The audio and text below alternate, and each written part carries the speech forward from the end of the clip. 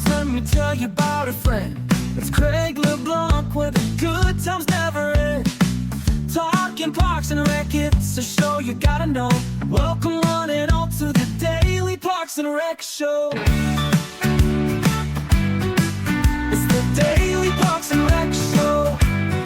Find your way and find your path, and if you really are passionate about sports and making a difference, as most people that major in these professions are, you want to seek out an opportunity where you can create experiences. And I don't think there's a better place to create experiences and create everlasting memories for a group of people than in Parks and Rec. I think we get to impact so many different aspects of life, from in such a multi-generational impact that you make. You're constantly interacting with families from all walks of life. But you don't lose the aspect of being able to manage a sports team or being able to manage a sports league. All right, this is Craig LeBlanc, the Doorman, with the Daily Parks and Rec Show. We're part of the DPRS Media Network, creating content for the Parks and Rec industry. Up to 17 hours of live content every week with 15 shows, 17 show hosts, all on different topics about parks and recreation. So Carla, why don't you go ahead and throw up our YouTube push? We have a big request from all of our followers and subscribers. We're trying to grow our YouTube channel. That wasn't a big push up until recently. Now that we have over 600 videos on our YouTube library and playlists for all the different shows, we would like to be able to live stream similar to how you're viewing us right now on Facebook and LinkedIn and X. Once we get above 1,000 subscribers, I think we got like 400 to go. So if you could go get your mom, your dad, your uncles, your aunts, everybody to just go subscribe to our YouTube channel, we'll be able to push this content live on YouTube as well. You can also find us on Spotify. So as per request, we've had a lot of our audience want to listen to us while they're walking the park or running. And so we've now started uploading all of our content. I think Carlo's doing a lot of that work. So he's the stage manager of this show. So I think he converts the audio files so that they can be uploaded to Spotify. So now you can find us on that. And I'm pretty sure we're also working on Apple Play. That should be ready to go maybe in the next 2 to 4 weeks. All right, so let's go ahead and run through all the different shows that we produce. This is our TV guide. It shows all the shows, when they run, the days, the times, the logos, and then let's talk about each one of them. Next is going to be, I think, my show. There we go. This is the original show that kicked it all off, Leadership Series. This is the show you're currently on. We have a special guest today, Gian from Doral. I think I'm saying Doral correctly, Florida. 80,000 people. They do, I think they're right outside of Miami, he was telling me.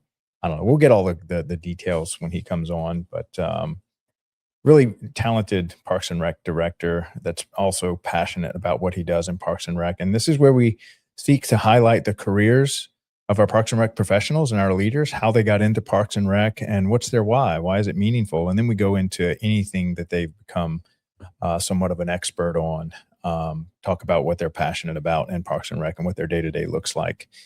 And that's every Monday through Thursday at 12 noon Eastern time. Then also on Monday, on the first Monday of the month, we produce a show called the Parks and Tech Collective with our host, Ali, sponsored by Amelia. And so this is a show that talks about software and how software is really changing how we interact with our communities, how we promote a lot of the activities that we put on each day and each week and each month, promote the festivals, but then also onboarding so that parents can easily onboard their children or sign their children up for all the great stuff that Parks and Rec does, all the different programming. All right. And then after that, also on Monday, this is on the second and fourth Monday, we talk with Dave Ramirez. He helps us to create a show called the Smart Parks Forward. And this is where we talk about the hardware side of Parks and Recreation and how we've got this Internet of Things where imagine all of your infrastructure was tied to the internet through an app that you could control your splash pads, door locks, parking lot lights, baseball field lights. Really good show. And there's so much technology coming into the industry here. So we dedicated a show twice a month to that.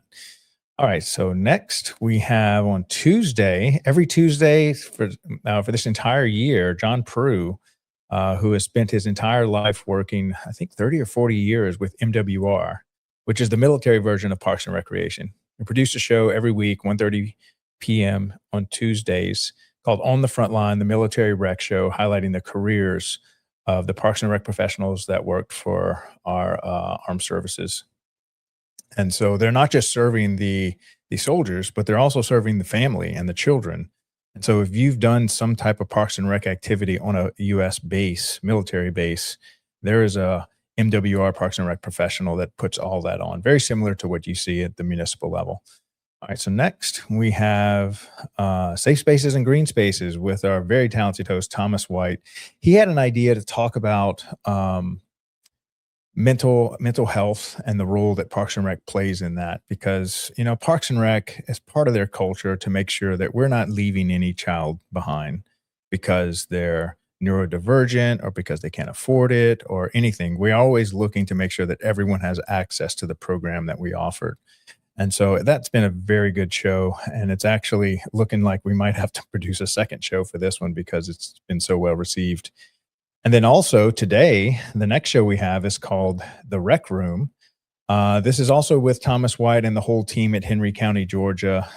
We help produce a show where a very well-run Parks and Rec department picks a topic. And today is our 1-year anniversary with them. So this has been a full year that we've produced The Rec Room with Henry County, Georgia. And we just pick a topic. It could be special events. It could be accounting. It could be master planning. It could be facilities maintenance. And we bring all the stakeholders and have kind of like a panel discussion and really go into the detail of how they handle all the things that are Parks and Rec. All right, next we have the Arts and Park and Rec. This is our first 3 p.m. show on the first and third Wednesdays of every month with the very talented Beatrice out in Southern California. She is a world-class ballerina from Colombia, moved to California, and wanted to offer her ballet classes to everyone. She wanted to include everyone in the community, but ballet classes, if you've priced them out to get, let's say just from a third party or from a company, they're super expensive. And so Beatrice wanted to share her art form with everyone in her community. And so she partnered early on, like 20 years ago, with her local Parks and Rec department. Now she has a thriving community of little ballerinas that she teaches. She also has produced full-length feature films, choreographed dances for music videos, and has a very extensive network across the country of people that help run arts, either visual arts or performing arts through the Parks and Rec department. So we had our first show last week with her.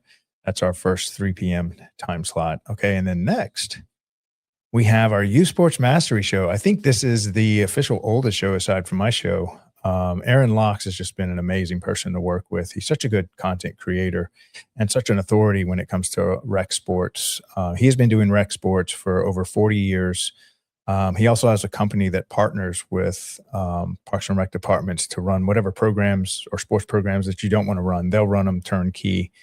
And so that's the National Academy of Athletics is the sponsor for that show. He has got a network of the greatest coaches, high school coaches, college coaches, professional coaches, athletic directors, professional athletes. Again, another show. It looks like we're going to have to do 2 shows a week with him eventually because he is booked, I think, till September of this year. It's a really popular show there. All right, next we have the Young Professionals Network. So if you are a college student studying to get in the industry of Parks and Recreation, if this is your first 1 to 5 years working full-time for the Parks and Rec department, if you're a professor or if you're a mentor, or even if you have an internship program that you're proud of and would like to come on the show and with your interns and tell us about your internship program, this is the show for you. We wanted to help. We wanted to dedicate a show just to the future leaders of Parks and Recreation. And so big shout out to Molly Keys, who was the president of YPN for NRPA, and Gabby Vera, who is also very active in that community. They kind of introduced me to it. And so it wasn't long after I met them that we decided to create a weekly show for them. All right, next we have the Director Pepper Social Club. This is with our soon to be retired this Friday. He will be retiring from Lake Elsinore. I know I'm butchering it, Papa J, so forgive me. But out in a great city out in California. and he's a highly decorated Parks and Rec professional. I think he's one of less than 100 people to receive a Lifetime Achievement Award in Parks and Rec through the California Parks and Rec Association. And so he has been part of a huge network of Parks and Rec professionals for years.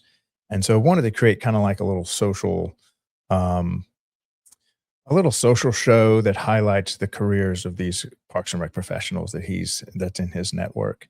And then our final show of the week is the Aquatics Life with very talented host Wesley King, dedicated decades of his life to aquatics and has actually run one of the largest aquatics facility in America. He has an extensive background, and he has helped us to create, I think now 14 episodes of evergreen educational content. So if you are an aquatics professional, go find the playlist on YouTube, like and subscribe to our channel, and press play. It is great continuing education. I promise you're going to get something out of it. He does a great job producing content for the aquatic side of Parks and Rec. And then let's flash the reminder on the YouTube channel promo up there, Carlo, if you don't mind. Yeah, there we go. All right, so don't forget to like and subscribe to our YouTube channel so that we can start airing this live on YouTube. All right, Carlo, why don't you go ahead and run the transition and the Aquatics Life promo, and then we'll come right back and start our conversation with Gian.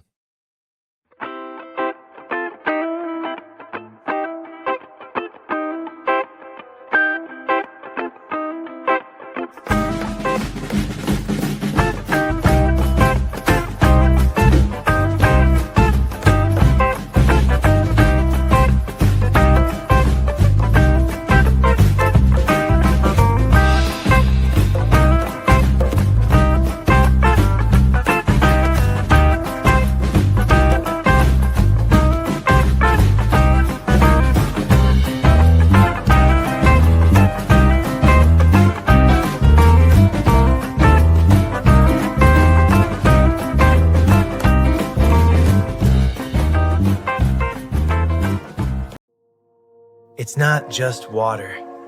It's responsibility. It's leadership. It's not just drowning prevention or water safety. It's life. And every day, aquatics professionals make decisions that save lives. Because aquatics is more than swim lessons. It's community. It's creativity. It's impact. For over 30 years, aquatics hasn't just been my profession. It's been my life. I've seen the challenges, the pressure, the grind, but I've also seen the power of great leadership and what happens when communities come together. This is where education meets entertainment, where real conversations happen, where aquatics professionals come together to learn, lead, and grow. Because aquatics should bring people together. This is Aquatics Life, streaming on DPRS Media Network.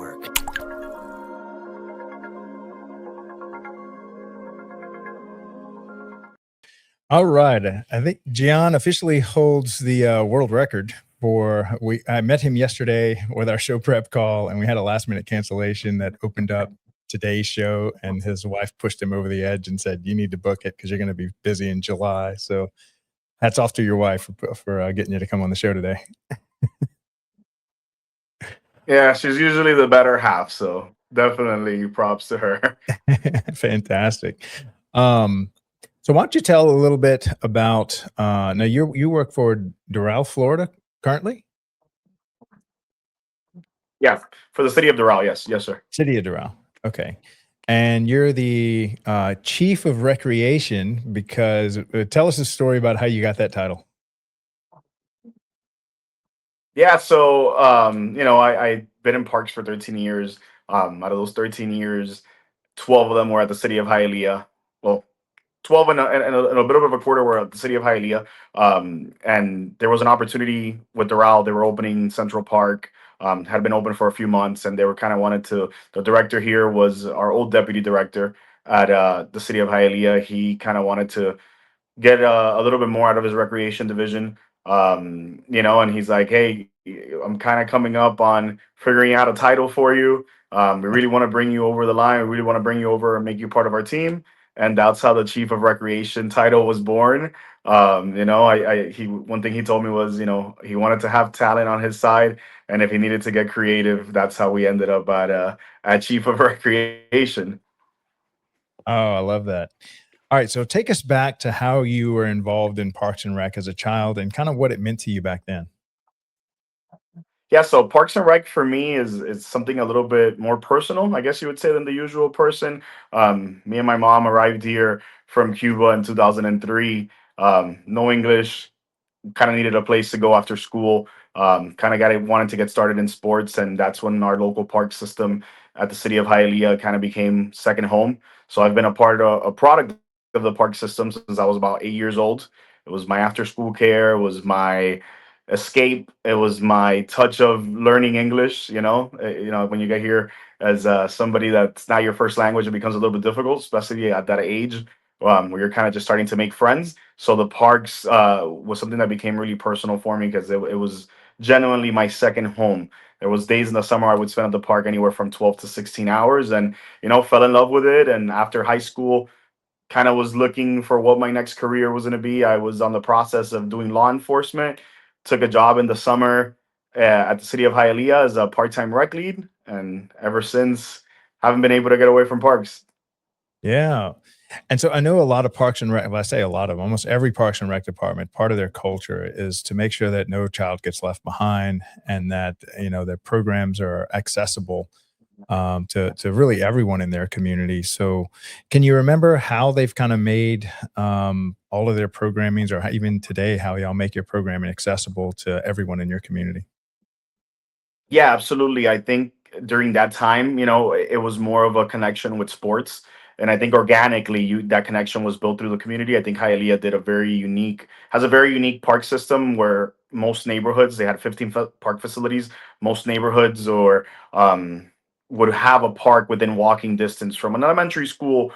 So the way that they built out their parks was structured in that way where you organically kind of it flowed into the park after school, or if you were in the neighborhood and you want to play a pickup sport, you kind of would just walk over to the parks. I think now, over at the City of Doral, different layout, but we try to I constantly remind my staff is that we're in the business of creating memories and experiences. Mm. And I think part of that is making sure that all of our kids have something to look for in our parks. And I think before when we were just focused on sports, I think now we've created a shift towards the cultural programming, the robotics, the esports, and things that are going to get the kids that might not necessarily be thinking they can find entertainment at a park. How do we get them in our doors? Now, what do y'all do for robotics? So we partner with a vendor to do coding and robotics. We've seen that it's a little bit of an uptick as most middle school teams and Mhm. high school teams are now venturing out into doing like local competitions. Uh, One thing that we were able to launch in Hialeah was esports. So we had a Parks and Recreation esports team that competed locally. That's something that I'm trying to bring over here now to the city of Doral and kind of kick off our first esports lounge. Fingers crossed, if we find the funding for it, something that I could see happening in the foreseeable future. Yeah, we had threatened and we even tried to launch an esports show where we would have like leagues, kind of like an esport league that would compete with Parks and Rec esports departments across the country. And so we actually have quite a growing list of Parks and Rec departments that have something to do with Yeah. esports. So now we're just looking at. I'd still like to push that through. So maybe we can get you involved in that because that's Yeah. seems like it's only growing. Yeah, absolutely. I think once I found out you could get scholarships for playing video games, that was kind of Oh that's yeah, what kind of moved the needle for me. yeah. I think life is getting ready. If life might already be a video game now that we're so dialed into the screen. But then Absolutely. Yes, absolutely. I think once we start seeing humanoid robots in every home, we're just going to be video gaming the robot to go walk the dog and take out the trash and telling him to go shopping for us. Um, all right, so why don't you tell us about your educational background? Were you able to pursue a degree in Parks and Rec? So my degree is actually in public administration. Hmm. Once I started school and I went to FIU, I was kind of a little bit at a crossroads. I hadn't really been exposed to the full management side of Parks and Rec. At the time, I was still part-time lead. I was doing more of the coaching and the recreation side. So I didn't know. I knew I definitely wanted to stay in public service, and that was my passion. But I wasn't really sure yet that I wanted to tie myself down to Parks and Recreation. So I have my bachelor's in public administration, and I'm now continuing my education as getting a master's in recreation management, and uh, with uh, with an interest in public administration, continuing that path. Yeah. Now, you mentioned that you had spoken at FRU, kind of gave a testimony to the profession. So why don't you help me pitch the industry? So imagine you're in a classroom with a group of undecided kids that don't even know about Parks and Rec as a career path. What would be your testimony to them as to why they may want to consider Parks and Rec as a career path?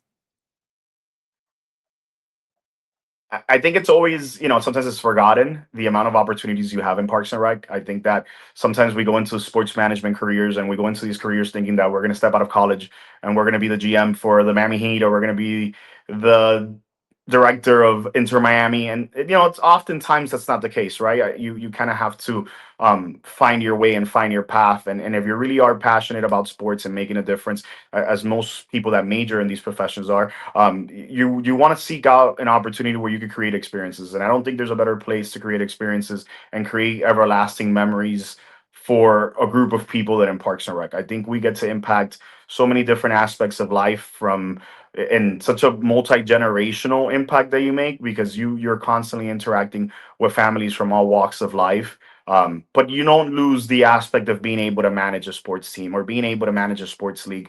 And I think in most municipalities you have budgetary constraints, and that's not necessarily a negative. I always say that that's something that you should be proud of, because if you can manage some of these municipal budgets and you're able to make it work and make magic happen with a restricted budget at a municipal level, when you do branch out and you continue to grow and you move on to a county level or state level at the parks, on the park side, it nobody's really going to be able to stop what you could achieve, right? Because you kind of light that flame for making the most out of whatever little you have. And at the end of the day, when you get a smile from the kids or you create those experiences from parents, that's invaluable. And I think those are things that sometimes you don't think about, when you're just starting out, but in the long term, the rewards that we get as parks and recreation professionals, I don't think you could put a value on it. Yeah. Yeah, I kind of liken it to imagine you're planning a family vacation, and of course it would be great to take the kids to Hawaii on some $100,000 vacation, but most families can't afford that. But you still have some budget, and you can still plan a vacation, and you can create great memories within that budget. And so Parks and Rec, like you said, they're so creative on finding a way to look. Here's our budget. Let's go plan this. Let's go plan a program. Let's plan a festival, and they just find a way to just make it work and nonstop. Absolutely. And so it's amazing how creative y'all get with making it happen with those limited budgets. Okay, so what would be, tell us about your why. Like, what motivated you and continues to motivate you to dedicate your life to Parks and Recreation, and how has it been fulfilling in your life? I think, through different stages of my career, I think the why kind of has shifted, but at the core of it is creating experiences. As a kid, grew up, we didn't know the language. It was a foreign country, and the parks offered me so many opportunities, not only to develop as a young man, but eventually as a man. It's a place where, I met my wife. We worked in parks together. And it's changed so many aspects of my life. And I think my why is leaving what I'm finding or where I get to work at, leaving it a better place for the next generation. Because I think no matter how advanced AI gets and how much advanced technology gets, I think parks are still always going to be a core at what we need to do, right? Like, just we need to sometimes just get outside and smell fresh air and kick a ball around and just have a good time, right? So I think my why really is just creating experiences and leaving, continuing the tradition of parks and recreation being a place where people go to escape. I think, I try to hammer into my staff all the time that we are the only department in most municipalities that people come for a positive experience. If you're calling Mhm. police, usually something bad happened. You're calling fire, you're going to code or you're going to city hall to put a permit, probably going to be a long afternoon. Might be expedited in some places, but for the most part, it's not the most pleasant experience. And I think we're the only portion of a municipality or government that people seek out for a positive experience. And that's really, my passion for public service is really my why at the core of it. Yeah. Oh, I love that. Yeah, I think robotics and AI will do almost everything for us in the future, but I don't foresee a world where you're going to tell your robot to go relax for you or to go spend time with my kid for me. Uh, it's just not how that works. And I Absolutely. think Parks and Rec is going to be thriving actually in an AI and robotics world as people now have more time to have those quality moments with their children and grandchildren and attend a festival. And this is what Parks and Rec does professionally full time, is to create these events and these moments. Like you said, create those memories for your local community. Okay, so you had mentioned, or where do you see yourself like in the next 5 or 10 years? And then I'd like you to think of where do you see yourself, and then kind of where do you see Parks and Rec in the next 5 or 10 years? Yeah, I would eventually like to become director of my own department, lead my own department. I think my director here, who I currently work for, Michael Fessa, he's a mentor to me. Played a great role in my my finding the new layers of love for Parks and Rec. Right. So I would eventually like to run my own department. I'm not rushing for it. I think we have a really good thing going in Doral, and I like to see it through. But and then for me, Parks and Rec, ideally just from our department, I'd like to see us kind of regain that touch with our community, right? I think at some point we have vendored out a lot of services, a lot of recreation programming that I would like to bring back in house. I think, like you said, I think this AI boom is going to benefit Parks and Rec because people are going to have more time to seek out those leisure activities. And I think we really want to rethink and reimagine what our perception of recreation is and how we're giving the community a different opportunity to come. And even if that's diversifying what we offer, I think just getting that resident that might not have thought of parks as an importance, getting them through the door, and then creating that experience for us and for them, I think it's really what I'm most looking forward to. I think there's a lot of changes coming to Parks and Rec. I think people working from home and being involved in this AI boom and all this good stuff, it's going to create a little bit more time for them to seek out those leisure activities. And I think it's incumbent on us to reimagine what Parks and Rec offers, right? And be proactive and kind of create those opportunities for new leisure, whether it's a Mm, festival, whether it's bringing you out and doing some work from the park moments, right? If you're a person that works remote, how do we venture out and tie those in into our park system? yeah. Now I know you kind of spoke on it's sometimes tempting to partner with third party vendors and kind of just they kind of help you. And there's a lot of great partnerships out there where people kind of take stuff off of your plate that maybe you're just not equipped to run. But maybe talk about the advantages of doing as much as you can in house and how you serve your community that way better.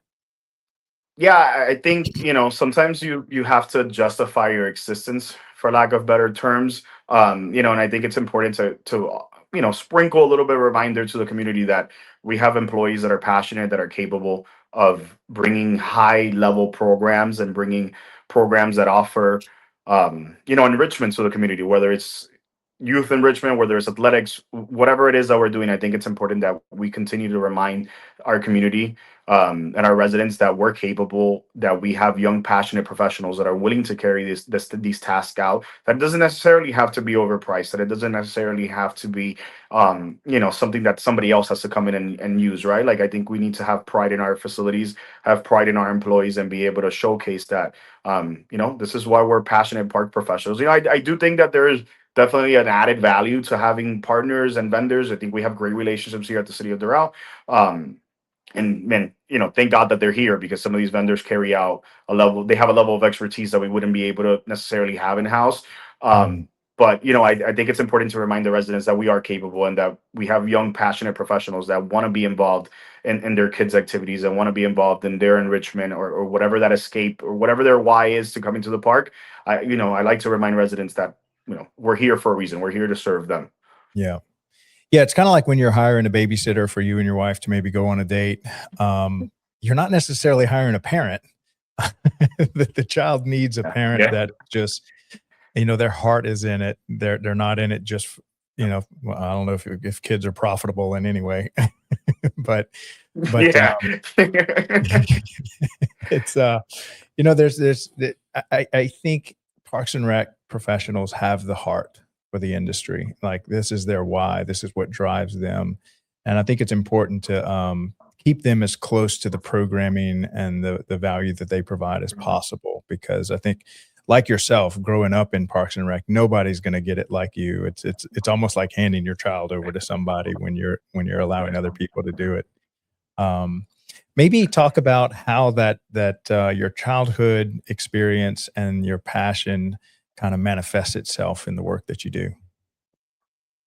Yeah, so for me, I started off as a kid in the parks, but that evolution, that natural progression of eventually when you become a staff, and then you kind of think, hey, you know what? I'm going to do this for a summer. Then a summer becomes a year. Then it becomes 2 years, and you start to grow different levels of passion, right? I think you start to interest starts to peak, and you really start to see your labor pay dividends, right? And I think for me it was one of those things where it got to a point where some of the kids I was coaching were inviting me to graduations. They were no longer coming to our parks. They were kind of leaving to college, but they were inviting me to high school graduations. And I was getting text messages 2 or 3 years after that, for baby showers and all sorts of things that you're like, man, you know what? Like, this is somebody that I coached as a 10 and 12-year-old, grew up in my basketball league, and now this is has become a lifelong friend. And I think that kind of, grows on you, and it gets to a point where you just can't get away from parks. I think you kind of become obsessed with that feeling of that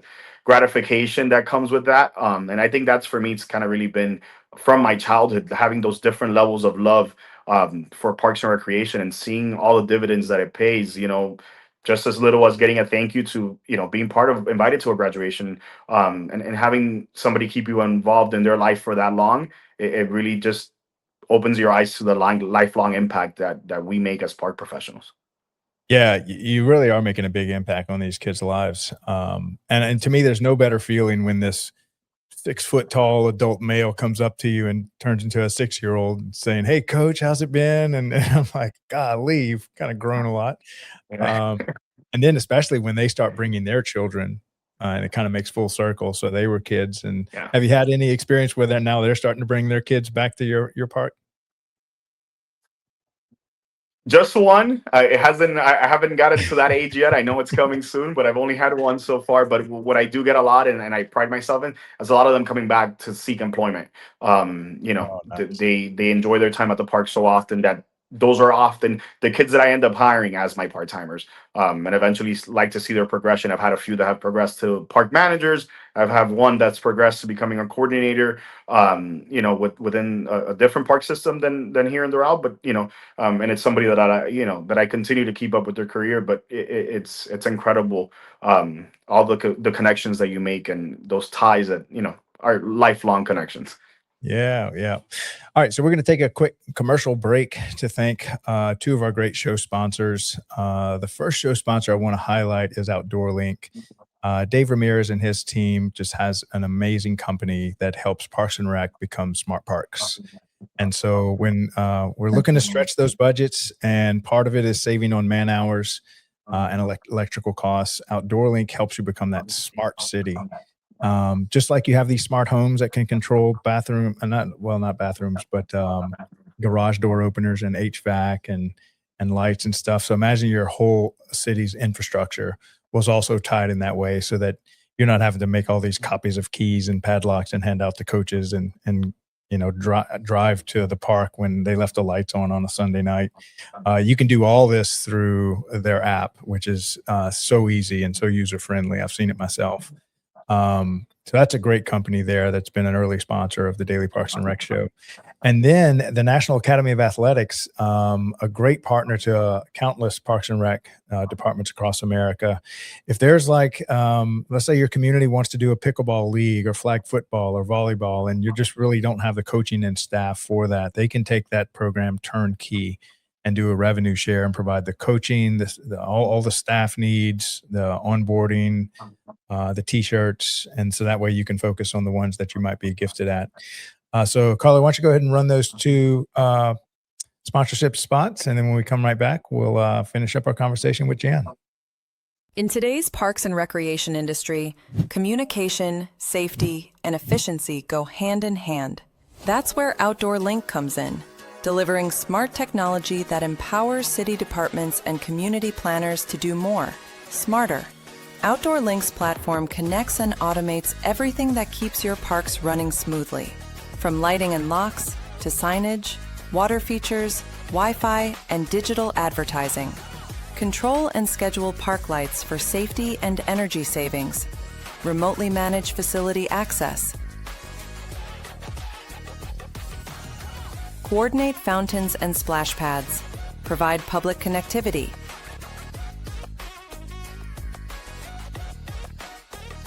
All from one simple, unified platform, giving you real-time control, data, and cost efficiency. For parks and recreation agencies, that means safer spaces, smarter resource use, faster responses, and stronger community engagement. And behind every great park story is great infrastructure. That's why Outdoor Link proudly supports DPRS Media Company, helping the Daily Parks and Rec Show amplify the voices of professionals shaping our communities every day.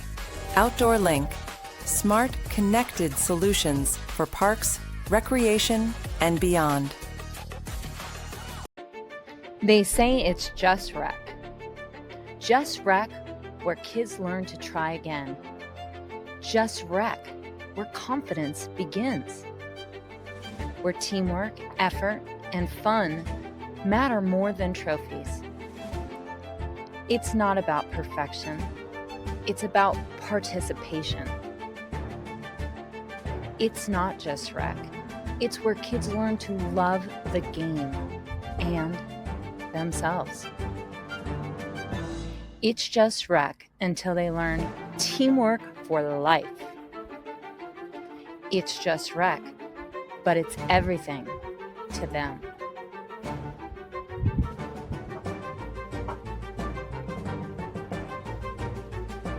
It's more than rec. It's a movement. It's just rec until you realize it's shaping the next generation.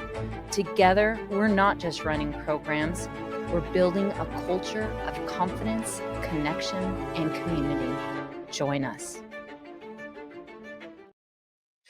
I was just laughing at that promo for Aaron's company. That little 7-year-old got shut down as he was driving to the goal. Looked like he got fouled pretty hard. But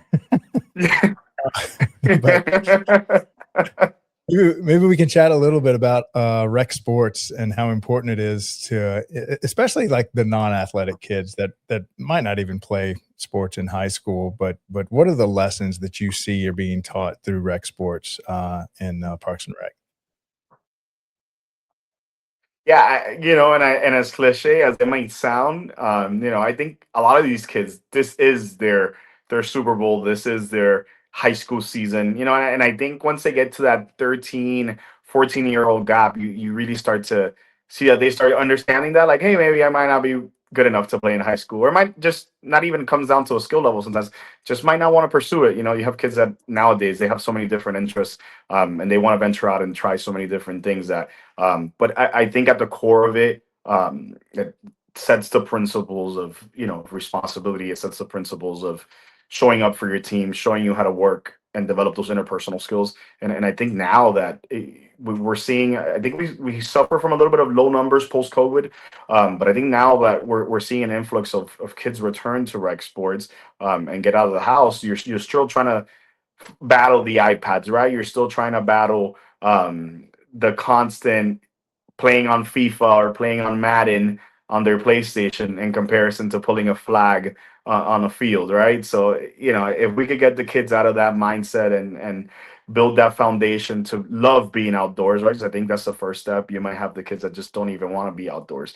But, at the core of it, I think rec sports creates such an important foundation as a professional. I think and I played sports above a rec level, and but the rec playing at the rec level at the park kind of instilled that competitive nature in me. That man, I Yeah. like doing this. Like I like competing. I like being out here and being in the sun and running around and making friends. And if we could build that, that translate to so many things in life that I think it's again it's invaluable. Yeah. I really like how you, and I never thought of this, but I really like how you highlighted the point that this is their Super Bowl when they're in grade school. And I remember thinking back to Yeah. my high school days, probably half the student body didn't do organized sports in high school. That means the Yeah. only time these kids played sports, probably until their adult life, where they joined a run club or some yoga class or something. This is it. This was it for them, and they might not touch any type of organized sports for another 10, 20 years. And so this is it. This is everything for them. This is when they learn. And so maybe what are the valuable lessons that you've witnessed being taught, whether it's team building or losing, or how to pass the ball. I mean, what are some of those life lessons that you feel like rec sports delivers? Yeah, yeah. Like I usually tell everybody I'm a very sore loser, but now Yeah. that I'm on a professional level of bringing the recreation programs to the kids, I think we learning how to lose is so important, right? Because not everything is going to go your way in life, and I think the longer you're around, the more you come to realize that, right? But I think learning how to bounce back is even more important, right? Because a lot of these kids sometimes, on the video game, you could just hit restart, right? You lose, your brother's beating you by 50 points. You could get back on the controller after you cry a little bit, and you come back on and you turn the game back on, and it's all right, right? Sometimes in life, you don't necessarily get that opportunity. So I think for our coaches, teaching that lesson that hey, look, I always tell my coaches I measure their success not by the team that wins a championship, but by the team that went 0-10 and had all kids return for the season. That to me, that coach has a little bit more value in our league than the coach that went undefeated with a team full of all stars, right? If you're able to keep those kids around and give them a different purpose rather than just winning the games, I think that's extremely important to build those values into them and just to not be a quitter, just come back. The ball's not always gonna bounce your way and come back. Um, and I think that's a life lesson they carry forever. Yeah. I have a personal story with regards to that. I was the world's worst baseball player. And but you wouldn't have known it by my coach. I mean, he always believed in me. And I think one time I hit the ball and it was just a line drive. It went over the fence, and I still carry that memory with me today. It was the only time I ever hit the ball. It was amazing, and I was not going to make the high school team, and when I went to college, I didn't go there for baseball, but those memories just kind of stick with you for life. All right, Yeah, absolutely. I think we've kind of like gotten into the system of elevating that. I think our, yeah, our last basketball season, we even went all out and we did like championship rings for the kids. It was a nice little thing to splurge on, and I think that I'm sure some of those championship rings are going to be polished when they're 30s, in their 30s when they're showing it off to their yeah. kids.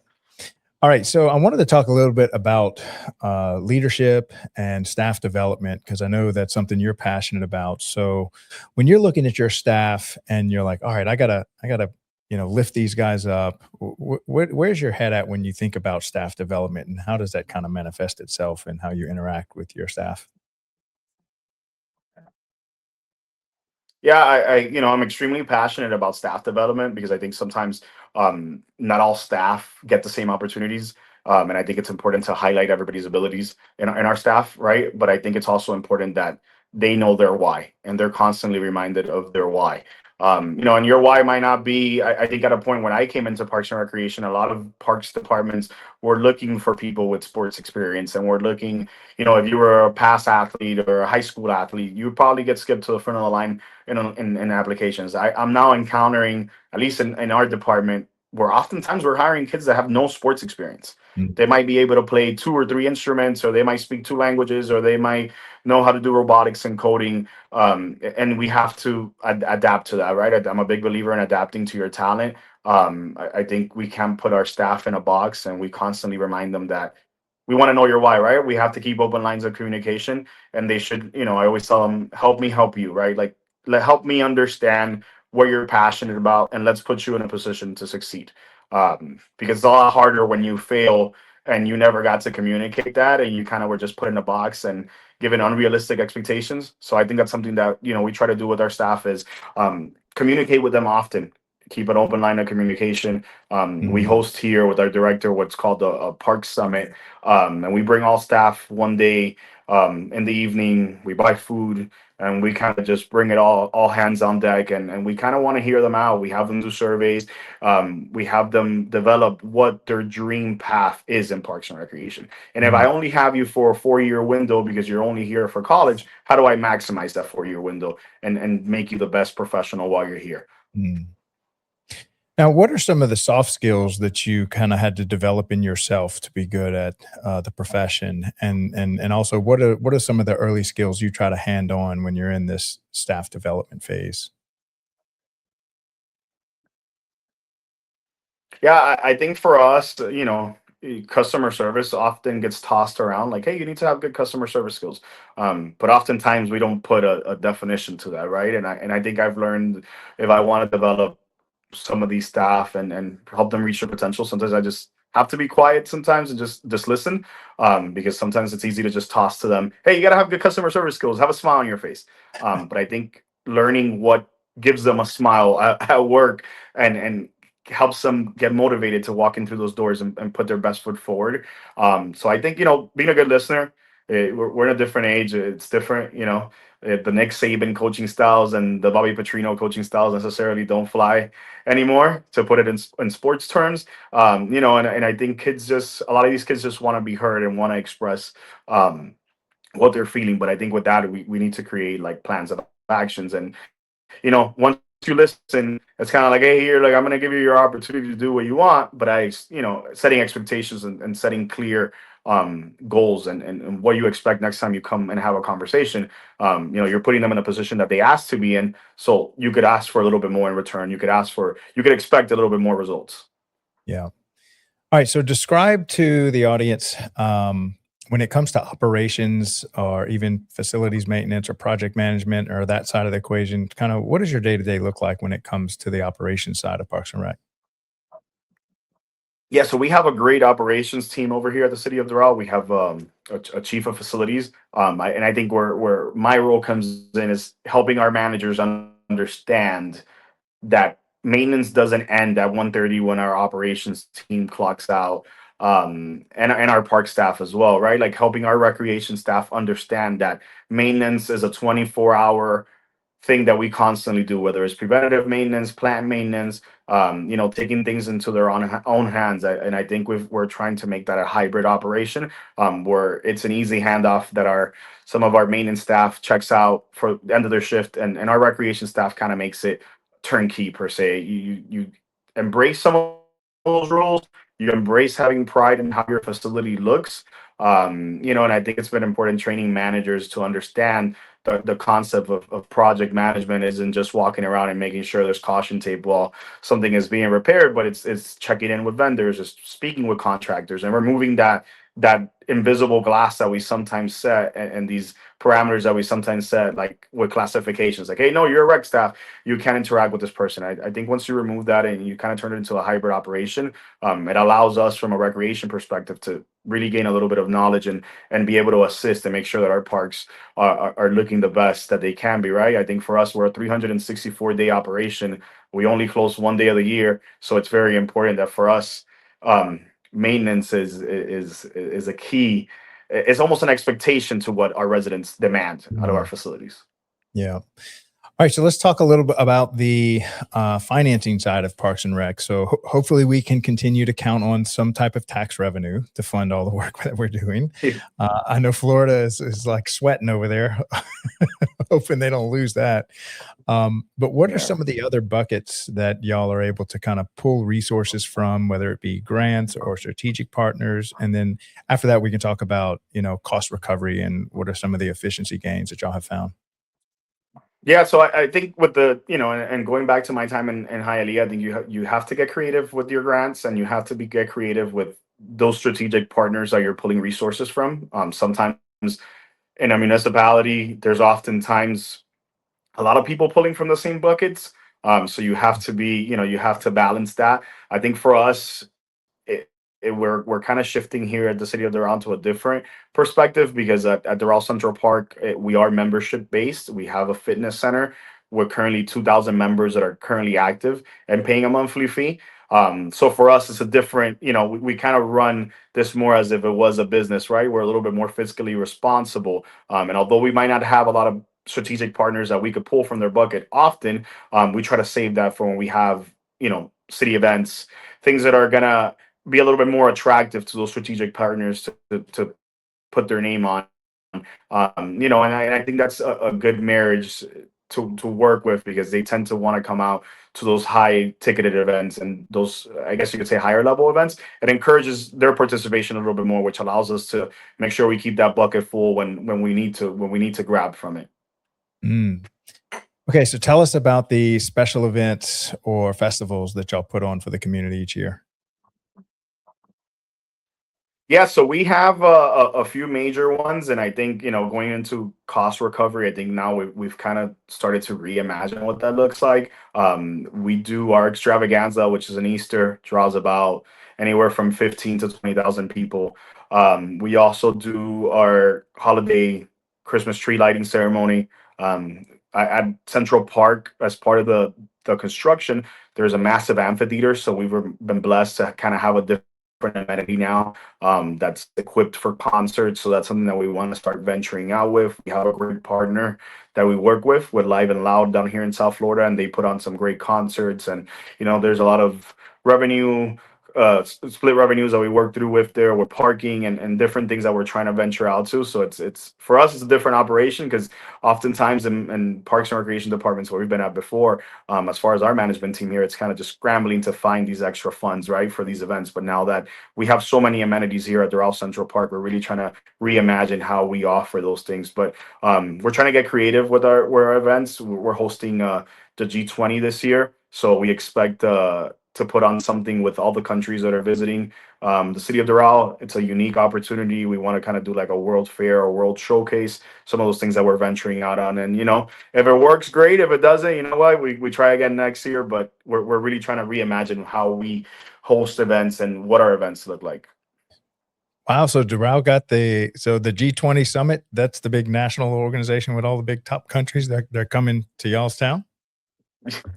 Yeah, yeah, they're coming to Doral. Not too excited about what traffic is going to look like, but Yeah. there's a lot of opportunities there for us to to be able to program. So our staff is definitely excited about that, and we have a great special events team that I know is ready to Yeah. spearhead that, and whatever comes with that.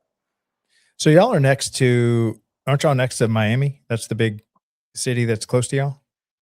Yeah, we're about like maybe 5 miles from Miami's borders. To get to the middle of Miami, we're about Wow. 13 miles apart. But we're a municipality. Yeah, we're a municipality within Miami-Dade County, so kind of neighbors. Yeah. And so what's it like running the Parks and Rec department next to such a big metro area? Because I imagine y'all get a lot of overspill from them when y'all have programming or events. Yeah, we also have a lot of so Doral has several areas next to it that are unincorporated from the county. Mhm. So we service a lot of um different pockets of unincorporated Miami-Dade. And I think it's a benefit to us because we get to showcase a lot of the things that we do.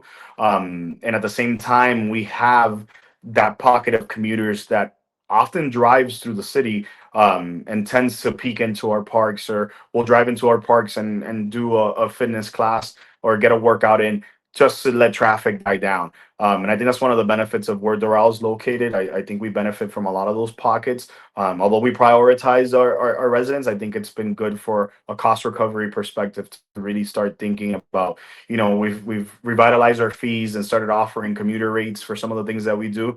So as long as you work in Doral, you could come out to our facilities and get those memberships at a discounted rate. So that to me, I see it more as a benefit rather than something that Mhm. I enjoy a friendly competition with us in City of Miami. That's something I will embrace. Yeah. All right, so let's talk about the next generation. Where are you finding your future Parks and Rec staff? It seems like y'all are doing a good job of kind of cultivating that in house with your part time workers. But are there any other places that y'all kind of look for future leaders? Yeah, so we have here what's called an SAI program. So it's our service aid interns. And we're starting to hire, and it's been going on for a few years prior to my time here, but we've kind of tightened up that program, and we're looking for kids that are starting our Students in Action program that starts all the way from when they're transitioning into high school. So our Students in Actions volunteer at events, they volunteer at the parks. We want to expand that program to it being an actual at the facility volunteer service, so the kids can have a little bit more opportunities to get their hours.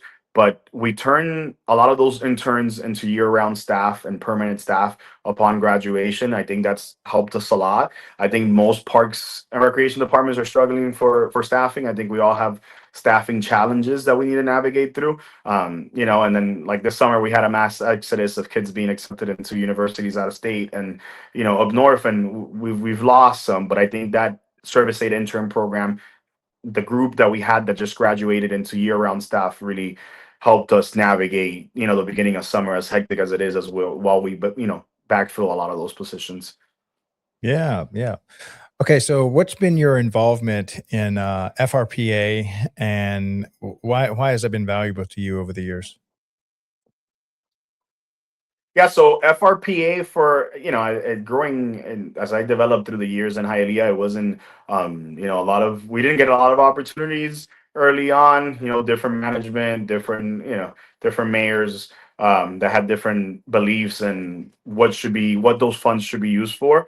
But I think as towards the end of my tenure in Hialeah, we really pivoted to sending managers and sending assistant park managers to those conferences. I think it was a great opportunity for us to find the next generation of parks and recreation employees, right? I think that those funds, it's something, a decision that we made was to shift those funds to our employees that are up and coming, the talent that we're recognizing. Because I think once you visit a conference like FRPA or an NRPA, I think you really start to see the importance of parks, right? I think you really start to see how many layers there is to being a parks and recreation professional. And it really, maybe you're kind of at a crossroad where you're not sure if you want to stick around in parks. And I think, at least for me, going to FRPA and kind of having that experience and sitting in and listening to so many people that were having the same challenges and had the same questions and had the same attitude, I think that belief is contagious, and I think it was, I think that it's an invaluable experience for anybody that goes there. But we really try to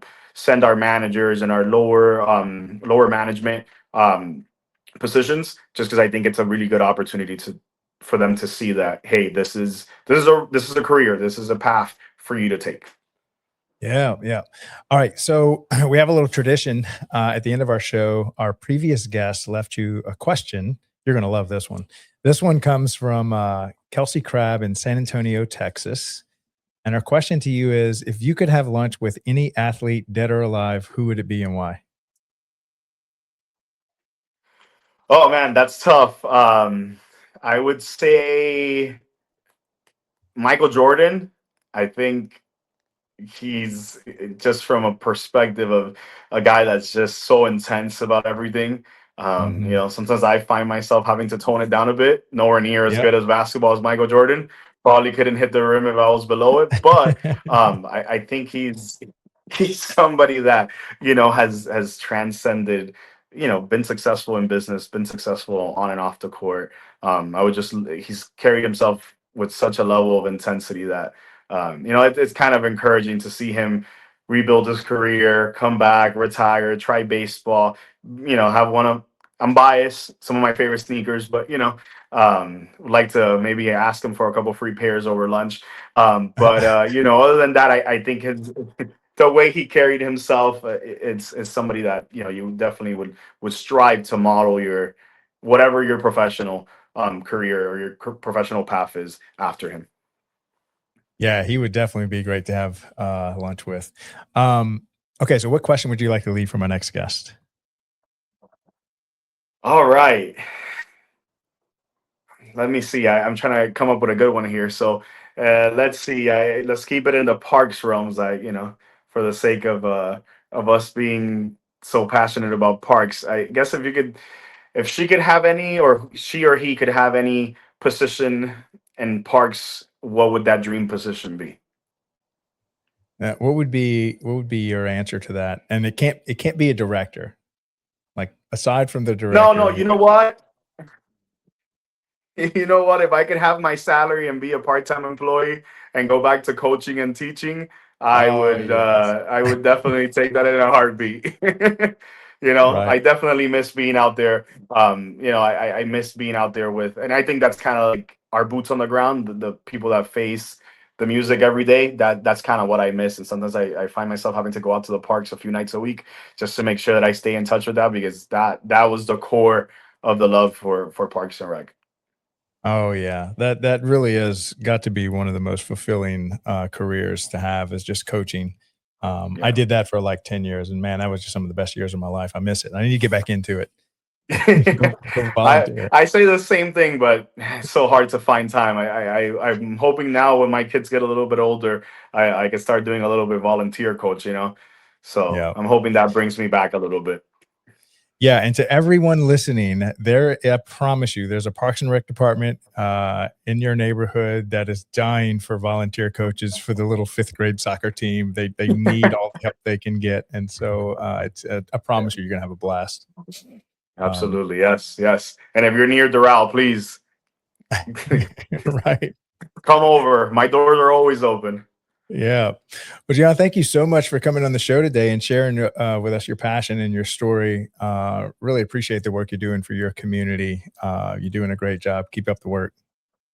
Thank you, Craig. Thanks for having me. And you know, it's great to see platforms like this available for Parks and Rec professionals. I would have never imagined 10 years ago I would have been on a podcast or a live show talking about parks. So it goes to show the growth that we're reaching, and how important having passionate allies in our world, and how important it is. So thank you for your time, and thank you for what you're doing for Parks and Rec. I think this is going to be amazing. Yeah. Well, thank you for coming on and appreciate all that you do, man. Have a great day. You too as well. Thanks, All right. Craig. Take care. Bye-bye. All right. All right, man, that was there's so many great Parks and Rec professionals out there. And, one thing I love about his story is how, coming with a single mom from Cuba into a country where you're just a little kid, you don't speak the language. And this is the community that a lot of Parks and Rec communities serve is kids that really don't have a network. They don't even speak the language. They don't have friends. They're new to the community, and you're it for them. And so a lot of Parks and Rec professionals take this to heart because many of them, like Gian, that was them as a child. And so they're giving back to the community that served them as a child. So it really is such a noble profession, and they do such great work that is has massive impacts on the children in their community. So really appreciated him coming on and kind of highlighting that. It's such a common journey for Parks and Rec professionals to help build the community that formerly served them. And I've even had Parks and Rec professionals that never left. Like I think we had a couple last week where they were the little kid in the city, and now they're the director of that same city, and they've never worked anywhere else. And so talk about coming full circle. It's just amazing the career paths and the journeys of Parks and Rec professionals. I'm so glad we get to highlight this on the leadership series. All right, so hang tight. We have the 1 year anniversary for the Rec Room coming up next with Henry County, Georgia. And I think the executive director, JP, is coming on the show today along with his whole team just to kind of celebrate creating content for a whole year with Henry County, Georgia in the Rec Room. Hang tight, and we will be right back. Thank you, guys. Love y'all. Bye. This episode is brought to you by SDSU's Sports MBA program. If you're passionate about sports and want to work in the women's sports industry, then this is the time to pay attention. SDSU's program is 12 months accelerated hands-on learning where students have actually gotten to work with teams like the San Diego Mojo, partnered with the Farmers Insurance Open, and visited headquarters like the Upper Deck or Callaway Golf. It's built for people who want to be in rooms like that. So if you're interested, deadlines are approaching. Learn more or apply with the links in the description. Technology isn't just changing devices, it's changing communities. It's changing how we connect, how we lead, and how we create experiences that bring people together.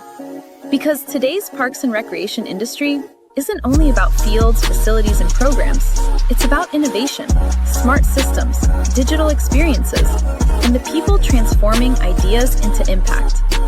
Behind every thriving community, there are leaders embracing change. As technology evolves, parks and recreation professionals are discovering new ways to create safer spaces, stronger connections, and better experiences for everyone.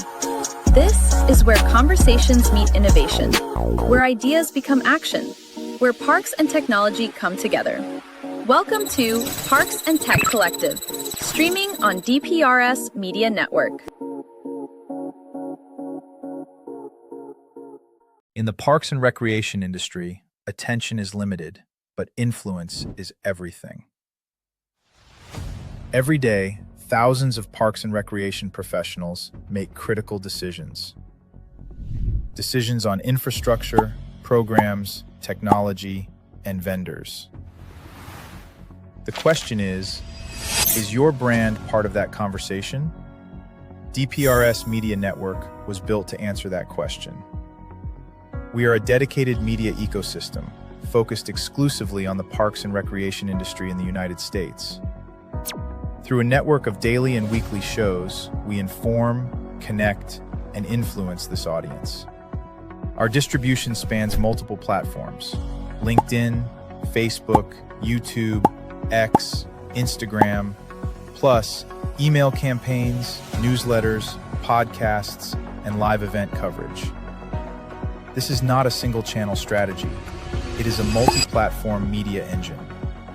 Today, our network reaches over 214,000 connections, including 51,000 on LinkedIn, 64,000 on Facebook, nearly 40,000 email subscribers, and thousands more across podcast and social platforms.